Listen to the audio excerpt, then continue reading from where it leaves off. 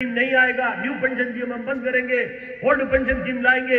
लेकिन एक भी रुपया राज्य सरकार ने जो केंद्र को भेजे हुए, एक भी रुपया हम वापस नहीं देगा बोलने का काम बार बार हमारे वित्त मंत्री जी ने किया। लेकिन इस बात में आपको खुशी भी होना चाहिए, हमारा एआरएफ ने जब मैदान में आने के बाद, एआरएफ की जनरल सेक्रेटरी जब ज्वाइंट एक्शन फोरम की कन्वीनर बनने के बाद, उन्होंने सारे रेल के अंदर सारे राज्य सरकार की कमेटी को गठन करने के बाद ज्वाइंट कन्वीनर बन के पूरी देश भर में जब आंदोलन की आह्वान किया, उसके चल के भारतीय रेल के अंदर भी हम लोगों ने जो न्यू पेंशन स्कीम के विरुद्ध में जब सिग्नेचर कैंपेनिंग करने का काम किया, उस जैसे ही हमारा सिग्नेचर कैंपेनिंग खत्म हो गया, रनिंग साहब के कुछ साथी इधर आए, पिछले महीने में 20 तारीख को सारे रनिंग लोबियों के सामने भी एक धरने का कार्यक्रम करने के काम किए। उसके बाद में तुरंत एक दिन के बाद में 21 तारीख को पूरी देश भर में सारे राज्य सरकार के अंदर कलेक्ट्रेट के सामने जाने का भी काम हुआ। कुछ जगह में भले ही जाने का काम नहीं हुआ होगा, और आगे भी कार्यक्रम दिए, अप्रैल 21 तारीख, मई 21 तारीख, जून 21 तारीख, जुलाई 21 तारीख, ऐसा अलग अलग डेट देने का काम किया। इस डेट के अंदर उन्होंने बोला अगर अगस्त महीने तक अगर ओल्ड पेंशन स्कीम का फैसला नहीं होगा, न्यू पेंशन स्कीम खत्म करने का फैसला नहीं होगा, तो भारतीय रेल बंद होगा।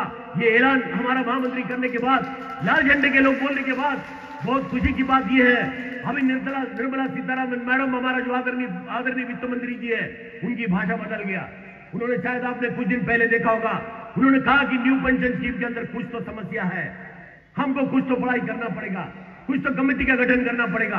कम से कम हमारी ताकत से, हम लोग सिग्नेचर कैंपेनिंग करने से, हम लोगों का झंडा उठा के चलने से, हम लोग जिंदा यूनियन करके दिखाने से कम उनकी सोच में बदल आ गया। कमेटी बिठाने की बात अभी कर रहा, मैं आपको कहना चाहता हूं, मैं ये बात आपको इसलिए कर रहा हूं, उससे न्यू पेंशन स्कीम खत्म होगा ऐसा मत सोचिएगा। अगर गाड़ी बंद करने की सवाल आ गया, गाड़ी बंद करने की आह्वान किया, गाड़ी बंद करने की भी ताकत रखना चाहिए, तब ओल्ड पेंशन स्कीम पूरा हमको मिलेगा। ये भी इस समय पे मैं आपको कहना चाहता हूं। और मैं इतनी सारे ये ईस्टर्न रेलवे मजदूर यूनियन का, हमारा ईस्टर्न रेलवे का जो कर्मचारियों के सामने मैं कहना चाहता हूं, अगर कोई इस बात को लेके, ओल्ड पेंशन स्कीम को लेके, न्यू पेंशन स्कीम को खत्म करने को लेके अगर लगता है कि भारतीय रेल को बंद करना पड़ेगा, हमारा महामंत्री जी आदरणीय शिवपाल मिश्रा जी एक बार आदेश दे दे, सबसे पहले कोई रेल बंद होगा, मध्य रेल बंद होगा, उसकी जवाबदारी मेरा, मैं आपको कहना चाहता हूं। हम सबसे पहले बंद करेंगे, मैं आपको कहना चाहता हूं। बाकी सब साथ देने की जरूरत है। हम किसी को डरते नहीं, हम किसी के गुलाम नहीं है, आप किसी के गुलाम नहीं है, आप किसी के गुलाम नहीं है। हम भारतीय रेल की कर्मचारी है, आप भारतीय रेल की कर्मचारी है, हम भारतीय रेल की कर्मचारी है। चाहे जीएम रहने दो, चाहे रेल मंत्री रहने दो, चाहे प्रधानमंत्री रहने दो, हम लोग किसी के गुलाम नहीं है। हम लोग सर्वधर्म समभाव पे चलने वाली यूनियन है, हम लोग संविधान को मान के चलने वाली यूनियन है। और संविधान के बारे में भी जानना जरूरी है। संविधान, रेल के अंदर काम करने वाले किसी कर्मचारी को, भारतीय रेल के अंदर काम करने वाला किसी कर्मचारी को, सरकारी खाते में काम करने वाले किसी कर्मचारियों को संविधान कभी ये अनुमति नहीं देता आपको किसी राजनीति में जुड़ने के लिए। हाँ, आप रिटायरमेंट होने के बाद राजनीति में जुड़ सकता, बात अलग है, लेकिन सरकारी कर्मचारी रह के किसी राजनीति से बात करना आपको संविधान अधिकार नहीं देता। कोई संविधान की पुजारी हम आप है, लेकिन संविधान ने यह भी अधिकार दिए, जितने भी ताकत रखने वाला सरकार हो, राज्य में या केंद्र में, लेकिन अगर कोई गलत काम कर रहा, कोई कर्मचारी के विरुद्ध में कोई काम कर रहा, या गरीबों के विरुद्ध में कोई काम कर रहा, उसके विरुद्ध में लड़ने का अधिकार भी उसी संविधान में दिए। उसी संविधान का पुजारी हम आप है। अगर सरकार विरुद्ध में बात करेगा, गाड़ी बंद करने की ताकत रखने वाले हम हैं, और हम गाड़ी बंद करने की ताकत रखता है। मैं आपको कहता हूं, कहने के लिए बहुत सारे चीजें। रनिंग साहब के साथी इधर आ गया तो मुझे कि रनिंग साहब के साथियों को भी कुछ बात करो। बात करने के लिए मैं हर विभाग के बारे में बात कर सकता हूं, लेकिन सवाल यह है, बात करने से कुछ होगा क्या? अभी हम लोगों ने रनिंग साहब की समस्याओं को लेकर रनिंग साहब की लोबियों के सामने हमारा रनिंग साहब के साथी जाके धरना करने से काम होगा? रनिंग साहब के साथियों को जो तंगा मिल रहा, उसका जो इनकम टैक्स का जो सुविधा होना चाहिए था, उसको लेके जेसीएम एनसी के अंदर जो मीटिंग हुआ था, उसके अंदर मैं भी थे, शायद आपका जनरल सेक्रेटरी साहब भी उस मीटिंग के अंदर थे। उस समय की चीफ सेक्रेटरी, जो प्रधानमंत्री की सेक्रेटरी होता, उन्होंने वादा किया था ये जो रनिंग साहब को जो टीए के मामलों को लेके, उस अमाउंट को लेके जो इनका जो इनकम टैक्स कट रहा है, इसको अवॉइड करना चाहिए, आदेश जारी किया। लेकिन कोविड के पहले उस मीटिंग हुआ था, लेकिन कोविड 2020 में आए, 1 साल पूरी भारत बंद रहे, उसके बाद में 2 साल हो गए, करीब 4 साल होने के बाद में भी आदेश दिया हुआ उसका पालन नहीं हो रहा। मैं आपको कहना चाहता हूं, रनिंग साहब को कभी 12 घंटा ड्यूटी, पता नहीं ईस्टर्न रेलवे में कैसा ड्यूटी है मुझे पता नहीं, 14 घंटा 16 घंटा 17 घंटा, 18 घंटा, कितना दिन बाहर रहना, कितना रनिंग रूम में सोना, मुझे पता नहीं। लेकिन हमारा उधर ये दादागिरी थोड़ा सा हम लोग करता है। हम लोग केवल यूनियनगिरी करके फायदा नहीं है। हम कभी जीएम साहब को पूछता है, कभी सीआरबी को भी एक बार पूछा था। आपका जनरल सेक्रेटरी साहब का बड़ा दोस्त था वो सीआरबी सुनील शर्मा जी। हमने एक बार, हमारा उधर भी एडीआरएम हुआ करता था, आपका जनरल सेक्रेटरी का बड़ा मित्र थे वो, है ना। हमने उनको एक बार बोला था, अगर आपको गर्व है आपका सिस्टम में, आपको इतने ही अपने नियमों में अगर गर्व है, तो आप एक बार एक आदेश जारी करो, 2 लाइन लिख के भेज दो सारे रेलवे को, 2 लाइन लिख के भेज दो। कल से आने वाली 1 तारीख से भारत रेल के अंदर हर विभाग का कर्मचारी, चाहे इंजीनियरिंग की हो, चाहे ऑपरेटिंग की हो, चाहे लोको रनिंग की हो, चाहे कॉमर्शियल की हो, चाहे इलेक्ट्रिकल की हो, चाहे एसएनडी की हो, चाहे इलेक्ट्रिकल की जीडी की हो, किसी विभाग के अंदर काम करने वाला कर्मचारी आने वाली महीने में 1 तारीख से केवल नियम से ही काम करेगा। ऐसा एक निर्णय करो। एक भी गाड़ी चला तो मेरा नाम नहीं, मैं बोलने का काम किया। कोई गाड़ी नियम से चलता नहीं, चल नहीं सकता। मैं आपको कहता हूं, जब आपकी गाड़ी नियम से चल ही नहीं सकता, काय को नियम बता रहा हमको घोड़ा लगाने के लिए ये सब विलोमन पकड़ो, ये सब वही पकड़ो, सस्पेंशन करो, ये सब फालतू मामला मैं आपको कहना चाहता हूं। जिसमें कोई मामले में कोई मजा नहीं आता, मैं आपको कहना चाहता हूं। मुझे लगता है कि हमारा भाई लोगों को सब सुबह से आया होगा, लेट हो गया होगा, सबको भूख लग गया होगा, खाना शुरू किया। भूख तो मुझे भी लग रहा, मुझे ऐसा लगता है फिर भूख लगता होगा तो ज्यादा बात करना नहीं चाहिए। लेकिन एक चीज मैं आपको कहता हूं, हम लोग अगर भूख लगा करके, आप उधर मत देखिएगा, शायद हमारा आपका जनरल सेक्रेटरी साहब मुझे लगता है मछली मटन वगैरह मंगाया होगा तो अच्छा वाला, तो खुशबू तो हमको भी आ रहा है, तो खुशबू ऐसा आ रहा है तो मुझे भी लगता है जाके खड़ा हो जाओ, सारा पहले खाना खा जाओ।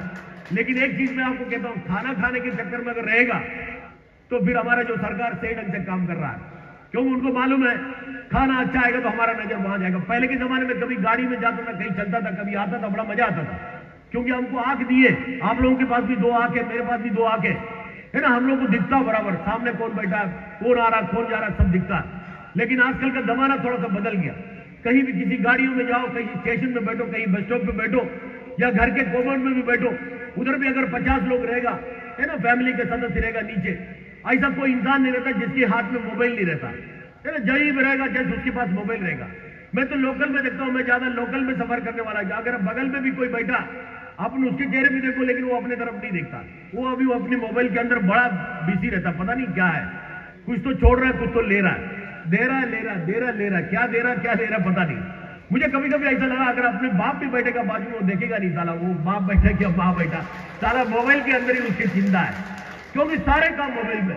कभी कभी मुझे ऐसा लगता है हमारे जो बीच में बैठे हुए बच्चे लोग हैं, इसमें लार्जेस्ट में खास करके ट्रैकमैन, भूलो मत इस बात को, लार्जेस्ट के अंदर जो ट्रैकमैन के अंदर काम करने वाला कर्मचारी, जो 57 साल के अंदर जो काम करने वाला कर्मचारी था, 2003 के अंदर महासुरक्षा संवाद इलाहाबाद के अंदर करने के बाद उस समय के रेल मंत्री नीतीश कुमार जी से अगर हमारा भारत रेल के अंदर काम करने वाला कर्मचारी, सबसे पहले ट्रैकमैन के अंदर काम करने वाला कर्मचारी और लोको पायलट के अंदर काम करने वाला कर्मचारियों को सुरक्षा से जुड़ा हुआ कर्मचारी करके ऐलान करके उनको बीआरएस की स्कीम के अंदर उनके बच्चों को लार्जेसी के जरिए रेल के अंदर भर्ती कराने के काम किसी ने किए, ऑल इंडिया रेलवेमैन फेडरेशन ने किए, ईस्टर्न रेलवे मजदूर यूनियन ने किए, लाल झंडे की यूनियन ने किए। मैं आपको कहना चाहता हूं, मैं आपको पूछना चाहता हूं, इसके अंदर ऐसे कोई बच्चा हो सकता है जो लार्जेसी के अंदर आए? कोई हाथ ऊपर कर सकता है जो लार्जेसी के अंदर अपना माता या पिता रिटायरमेंट लेने के बाद उनके जगह में रेल के अंदर ट्रैकमैन में आए? कोई है इसमें?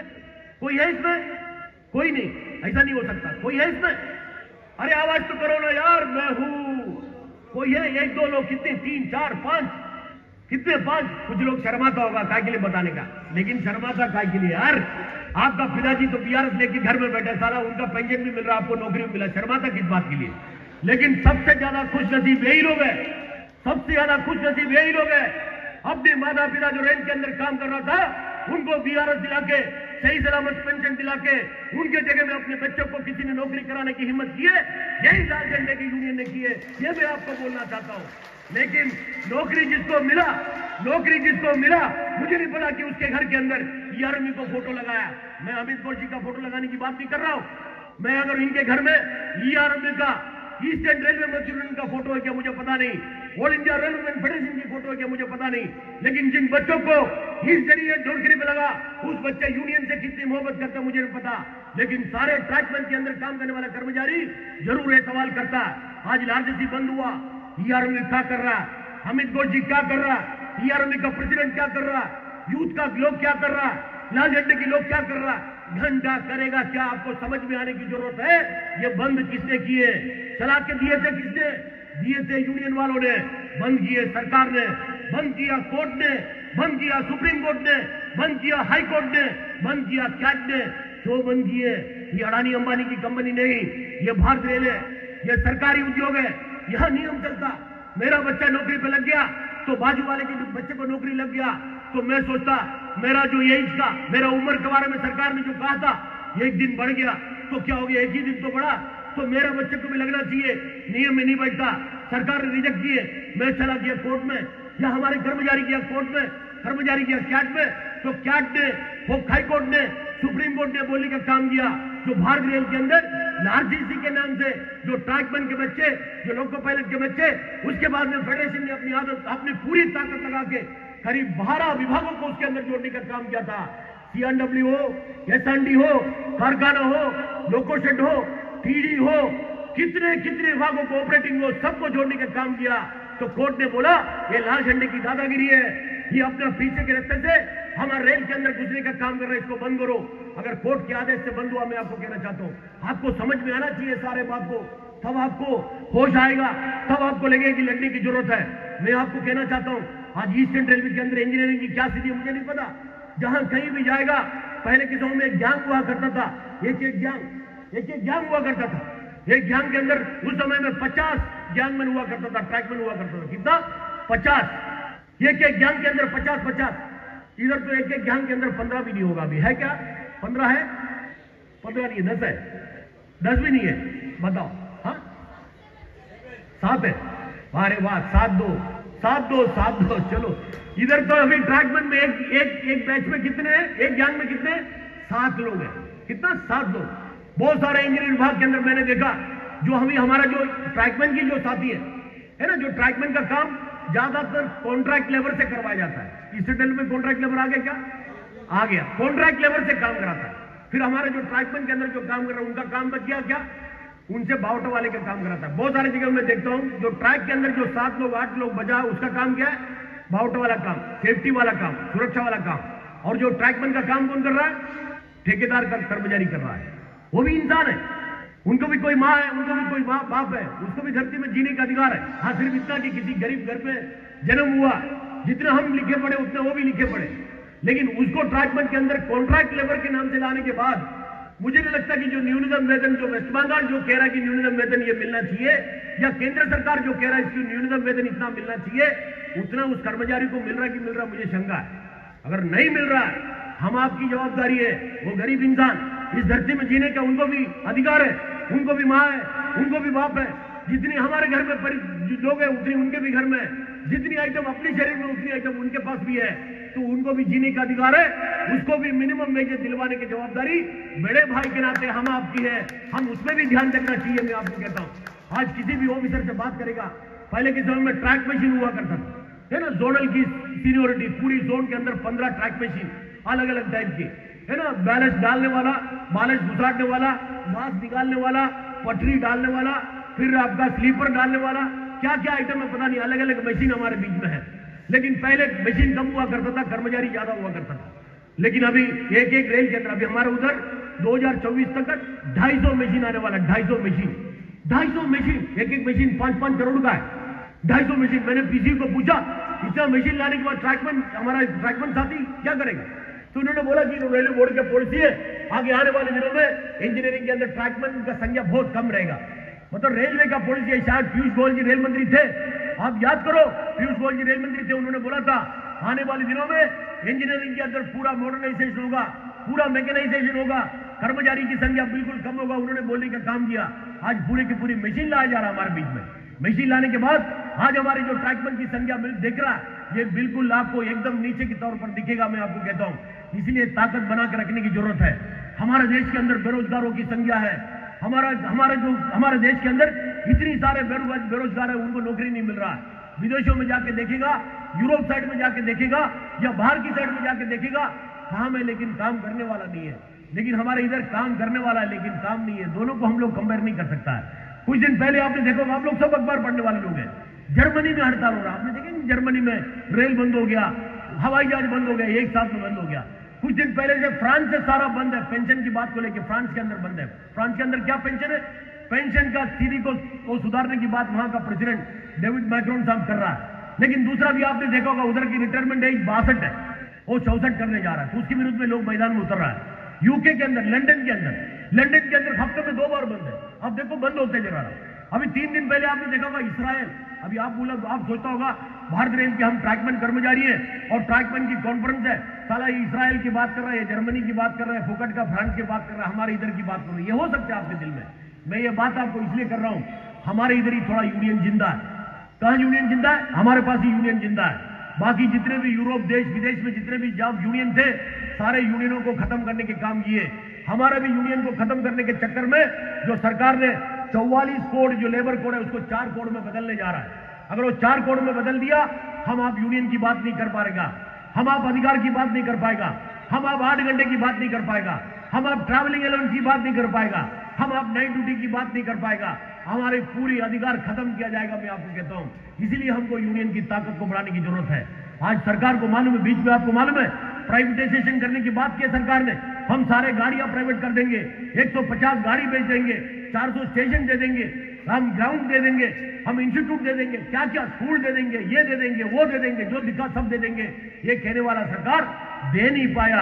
आपका गाड़ी देने के लिए टेंडर खुलवा दिया, लेकिन टेंडर लेने के लिए कोई पूंजीपति नहीं मिल पाया, क्योंकि बाद में पूछताछ किया तो पता चला पूंजीपति लोगों का कहना है जब तक ये लाल झंडे की यूनियन भारत रेल के अंदर रहेगा तब तक हम ये लेने को फायदा नहीं, पहले झंडे को खत्म करो, यूनियन को खत्म करो, तब हम ये लेने की बात करेगा करके बोलने के काम किया। आप इस बात को समझो, आप अपनी यूनियन ताकतवर रहेगा, कोई आपसे कुछ छीन नहीं पाएगा।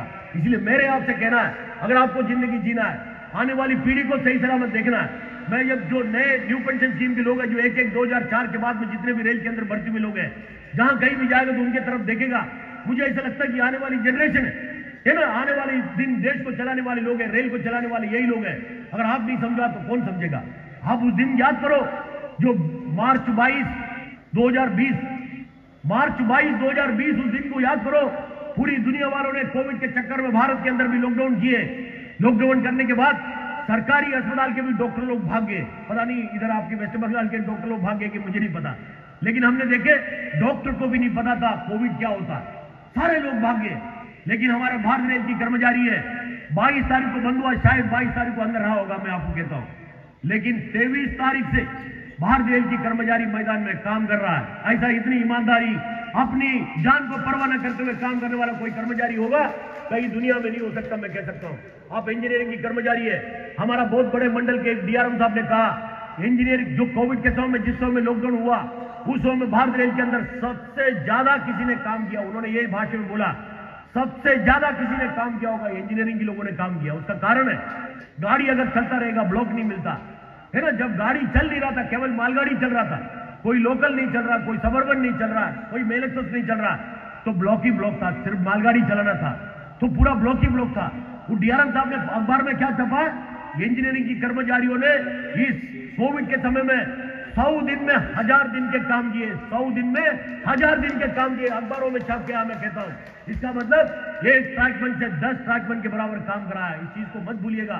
इसलिए हम आपको गर्व होना चाहिए, हम भारत रेल की कर्मचारी है, हम दिन में 24 घंटा 365 दिन ईमानदारी से चल के चलाने वाले लोग हैं, हमारे दम पर गाड़ियां चल रही, इसको आपको याद रहना चाहिए।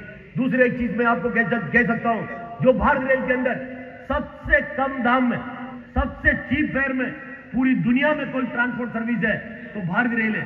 आज बोलता कि वंदे भारत, प्रधानमंत्री जी हर जगह में जाके, बड़े गर्व की बात है, प्रधानमंत्री जी झंडा दिखा के वंदे भारत एक्सप्रेस छोड़ रहा है। मैंने देखा रेल मंत्री जी मैसूर सेक्शन के अंदर, एसडब्ल्यूआर के अंदर आरए कोच में बैठ के उन्होंने एक ट्वीट किया, देखो 120 पे हम ट्रायल ले रहा है, कितने 120 किलोमीटर की प्रति घंटे का ट्रायल ले रहा है, और हमने आरए कोच के अंदर हमारा अधिकारी ग्लास में भर के पानी रखे हुए हैं, बिल्कुल न ग्लास गिर रहा, न ग्लास हिल रहा है, न कोई एक बूंद पानी नीचे गिर रहा है। मंत्री जी कह रहा है, ट्वीट कर रहा है, तो उनका कहना है देखो हमारे लोगों का सर्विस किसके, पटरी कौन मरम्मत करता है, आप करता है, मतलब ग्लास नहीं हिल रहा, उसकी कारण कौन है, हमारे इंजीनियरिंग की साथी दिन रात मेहनत करके काम करते हैं, इसीलिए तुम्हारे ग्लास नहीं हिल रहा। ग्लास नहीं हिल रहा उसकी कारण क्या, गाड़ी चलाने वाले लोग, गांव के ग्लास नहीं चल रहा उसकी कारण क्या, ऑपरेटिंग के लोग। आपकी ग्लास नहीं हिल रहा, उसकी कारण क्या? जो मरम्मत करने वाले लोग, ये उनको नहीं समझ में आता। लेकिन बीच बीच में कौन से भूत शरीर में घुसता पता नहीं, रेल को प्राइवेटाइज करना पड़ेगा, पटरी को बेचना पड़ेगा, गाड़ी को बेचना पड़ेगा, स्पेशल ट्रेन को बेचना पड़ेगा। जो वंदे भारत एक्सप्रेस आईसीएफ ने बनाया, लेकिन वो भी 100 करोड़ के अंदर बनाने के काम किए, लेकिन वो कहता कि इससे अच्छा गाड़ी हम बाहर से लाएंगे, टेंडर करेंगे, लेकिन उसका पैसा 130 करोड़ होगा, 40 करोड़ होगा, पता नहीं। अखबार के अंदर सब छप के आ रहा है, आप देखिएगा इस बात को। अगर हम लोग ये सब बात को समझते हुए अगर हमारे यूनियन को, आपके यूनियन को, अपने यूनियन को, अपने फेडरेशन को अगर ताकतवर नहीं बनाएगा, गुलाम बन जाएगा। मैं आपको कहता हूं, अगर आपको गुलाम बनना सब अगर मजा है, अगर आपको लगता है कि आपको गुलाम बनना है तो गुलाम बनिए। अगर आपको बिल्कुल इंसान बन के सर ऊंचा करके जिंदगी जीना है तो आपको लाल झंडा हाथ में लेना पड़ेगा। आपके साथ में चलने वाले सारे लोगों को लाल झंडे में सदस्य दिलवाना पड़ेगा। लड़ाई करने के लिए तैयार रहना पड़ेगा। मैं आपको कहता हूं, अगर कोई लड़ाई की बात होगा, आगे रहने वाली बात होगा, मैं तैयार हूं आगे रहने के लिए। गोली खाने के लिए हम तैयार हूं, पीछे रहने का काम करो। कोई किसी की मजाल नहीं, आपको ऊपर कोई उंगली उठा के देखने को मैं बात कर रहा हूं, ये हमको समझ में आना चाहिए। लेकिन सब हमको एक साथ में निकलना पड़ेगा। ऐसा नहीं कि न्यू पेंशन स्कीम के विरुद्ध में जब पार्लियामेंट के सामने मोर्चा निकलेगा तो मोर्चे में कौन जाएगा? अमित घोष साहब। अब मुझे अभी पता चले कि अमित घोष साहब का रिटायरमेंट भी हो गया, मतलब उनका सेटलमेंट भी हो गया, उनको पेंशन भी पक्का है ना। बाकी हमारे इधर भी बैठा है तो हम लोग भी पेंशन वाला, मुझे पेंशन मिलने वाला है, चिंता मत करो। मुझे ओल्ड पेंशन स्कीम है, मैं न्यू पेंशन स्कीम वाला नहीं है। लेकिन मैं ये बात इसलिए कर रहा हूं, जब हम लोग पार्लियामेंट के सामने मोर्चा निकालने की बात करेगा तो हमारे नौजवान साथी का सब समर्थन व्हाट्सएप में रहता है। हाँ हूं, मैं हूं तुम्हारे साथ, मैं हूं। व्हाट्सएप खोला तो सुबह इतना फूल बेचता है, साला दुनिया में देखे नहीं इतना फूल बेचता है। जन्मदिन की फूल, सुबह गुड मॉर्निंग, कहीं बंगाल का फूल बेचता, कोई झारखंड का फूल बेचता, कोई राजस्थान का फूल बेचता, कोई कन्याकुमारी का बेचता, कोई कश्मीर का बेचता। अरे साले फूल बेचना बंद करना। अरे कुछ तो साथ में चलने की बात कर, लड़ाई की बात कर। अगर पार्लियामेंट में जाने की बात होगा तो सब जाने की तैयारी करो। लेकिन पिछले साल में, पिछले बार जब पार्लियामेंट के सामने न्यू पेंशन स्कीम के विरुद्ध में जब मोर्चा निकाला, मैं भी गया था, आपके इधर से भी लोग आए थे, पता नहीं यूथ कितने आए थे मुझे पता नहीं, मुश्किल से 20-30 हजार लोग था। ये हम आपकी तकदीर है। उस समय की रेल मंत्री और आदरणीय प्रधानमंत्री जी बाहर आके देखे नहीं कौन बैठे। अगर गलती से प्रधानमंत्री जी उस दिन बाहर आके अगर देखते ये कौन न्यू पेंशन स्कीम के विरुद्ध में बात करने के लिए धरने पर बैठे, तो साले सब ओल्ड पेंशन स्कीम वाले बैठे थे। तो उसी दिन प्रधानमंत्री जी बोलता, साला चर्बी इसी को, इसका बंद करो पहले, बाद में देखता है। ये हो जाता था, मैं आपको कहता हूं। इसलिए लफड़े में मत डालना बाबा, अगर आना तो आओ, नहीं तो साला जो जिसको मिल रहा है वो भी बंद होने वाला है। मैं आपको बोलता हूं, तो हमको तकलीफ में मत डालिएगा, साथ में रहता, लेकिन आप भी आ जाओ, नहीं तो जिसको साला मिल रहा है वो भी बंद हो जाएगा। मैं कहता हूँ ये सच्चाई है। मैं कहता हूँ कभी भी किसी को भी हम लोग कभी मजाक में पूछो ना, ये बुरा मत मानना, नहीं तो मेरे को इधर से जाने नहीं देगा लोग। कभी कभी हम लोग पूछते ना, भाई कैसे हो आप? ठीक है। शादीशुदा रहेगा तो पूछता बच्चे कितना है, पूछे नहीं पूछता है, ऐसा पूछता है। शादीशुदा होगा तो कोई भी आदमी पूछता बच्चा कितना है। तो आजकल का जमाने का ट्रेंड क्या है, एक रहेगा तो जोर से बोलता है एक है, मेरा एक बच्चा अभी लंदन में है, जापान में है, किधर किधर पता नहीं तो इंग्लिश मीडियम अंबानी वाला स्कूल में, ऐसा इस तरीके से हम लोग बात करता है। दो रहेगा थोड़ा सा आवाज कम रहता है, एक बड़ा जोर से बोलता है, दो थोड़ा कम, तीन रहेगा तो साले का आवाज ही नहीं निकलता है। लिप्स को देखना पड़ेगा, तीन है, तीन का ऊपर रहेगा तो लिप्स भी नहीं हिलता, ऐसा लगता है बच्चा उसका नहीं और किसी का है। मतलब जमाना इस तरीके से बदल गया। पहले कैसा था, एक एक का फैमिली में 8, 10, 12 लोग हुआ करता था। मेरा अपने घर में 4 है, मेरा माताजी का 8 है। मतलब उन लोग उस समय की था, पिताजी बाकी सब वो दवा अस्त्र वगैरह नहीं आया था, शस्त्र वगैरह नहीं आया था लगता है। मेरा दादाजी के टाइम में कितना, लालू प्रसाद यादव जी को आपको मालूम है, पुराने लोगों को सब आप जानता, मैं बोलने की जरूरत नहीं है। बहुत सारे ऐसे लोग हैं जो पता नहीं लोग खुल के बोलने को डरता है। दूसरा किसी को अगर पूछेगा तो सब, अभी किसी को ऐसा बैठ के जो सबको भूख लग रहा है, टेंशन में दिख रहा है इसलिए पूछता हूँ, किसी को ऐसे ही हम मजाक में पूछेंगे सब घर पे कैसे, ठीक है भाई, माँ बाप वगैरह ठीक है, बीवी बच्चा वगैरह ठीक है। अगर किसी को गलती से पूछा घर में कुछ काम वगैरह करते हो क्या, तो जो पुरुष रहता है उसके एक हालत रहता है, तुरंत बोलेगा है मैं नहीं करता, मतलब घर का काम उसका नहीं है, किसी को ठेका दिया हुआ है। अगर जिसने अगर बोला समझा, उसको पूछो घर का कुछ काम नहीं करता, ऐसा कोई पुरुष अगर आपको बहुत बताता है तो आप उसके पीछे जाना, घर पे पूरा काम सारा वही करता होगा, नहीं समझा, वो शर्मा के बोल नहीं रहा है। तो मुझे कभी पूछता लोग, मुझे पूछता तो मैं बोलता हूँ मैं करता हूँ, मैं प्लेट भी धोता हूँ, कपड़ा भी धोता हूँ, सब करता हूँ, उसमें शर्माने की क्या बात है। मैं अगर कपड़ा धो रहा है, मैं अगर प्लेट धो रहा है, मैं मेरा बीवी का, मेरा बच्चे का, या मेरा माताजी का, मेरा भाई का, मेरा अपने घर के सदस्य का अगर कपड़ा धोया, कौन सा खराब है उसमें? हाँ, लेकिन बोलने की हिम्मत होना चाहिए, है ना। हाँ, मैं मेरा बीवी की कपड़ा धोता हूँ, मेरा बच्चे का कपड़ा धोता हूँ, मेरा माता जी का कपड़ा धोता हूं। बोलने की हिम्मत होना चाहिए, तब उसको जीने का अधिकार है। मैं आपको कहता हूं, बोले अब मैं कुछ करता नहीं और घर में जाके घसड़ते बैठा है, कोई मतलब नहीं है। इसलिए चीज को समझो। मैं ये बात इसलिए कर रहा हूं, भारत रेल के अंदर भर्ती होने के बाद में भी कोई कर्मचारी नीचे के स्तर पर भर्ती होता है, कोई सफाई वाला होगा या किसी पद में होगा, तो उसको पूछता तो बहुत सारे लोग बोलते नहीं। खास करके एएलपी के अंदर वगैरह भर्ती होता, बुरा मत मानना, नहीं तो मेरे खिलाफ सब जगह में लिख देगा। शर्म लगता है लोगों को। ये पोस्ट एकदम नीचे वाला पोस्ट है, मत समझिएगा ऐसा। देखो हम लोग, मैं बोलता हूं, मैं अगर सफाई वाला भी रहता तो मैं जितनी अच्छे से झाड़ू मार सकता, कोई नहीं मार सकता। आप झाड़ू लाओ, अभी मैं साफ करके दूंगा पूरा, सब काम आता है, ऐसी कोई काम नहीं आता, ऐसी कोई बात नहीं। लेकिन ये बोलने को आना चाहिए। कोई अगर पूछेगा अपनी समाज में, अपनी रिश्तेदारी में, या किसी अधिकारी ने पूछा, हाँ बोलना चाहिए, हाँ मैं रेलवे में ट्रैकमैन हूं, मैं पोइंट्समैन हूं, मैं लोको पायलट हूं, मैं सफाई वाला हूं। हाँ क्यों सफाई वाला बोला तो कम हो गया क्या? मेरे शरीर में कुछ कम है क्या?